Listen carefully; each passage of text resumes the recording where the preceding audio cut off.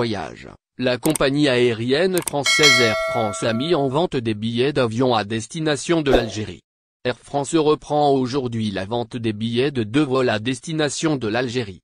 C'est en effet ce que rapporte le site spécialisé Jalia DZ. Les vols en question sont ceux programmés pour le 25 de ce mois et le 1er du mois de septembre. La réservation se fait via le site de ladite compagnie. À cet effet, il s'y est de rappeler que les conditions sanitaires sont toujours d'actualité. La compagnie française a listé un certain nombre de contraintes à respecter. Et ce, afin de pouvoir voyager à bord de ces avions.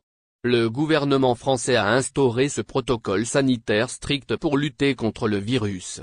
Dans le même contexte, le gouvernement algérien maintient toujours une réouverture partielle des frontières.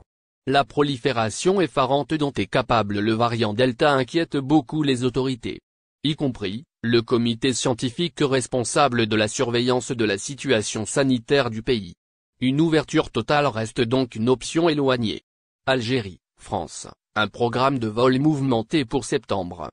Le programme de vol qui relie les 2 rives de la Méditerranée est assez riche. En effet, plusieurs compagnies qui opèrent en Algérie offrent un certain nombre de vols.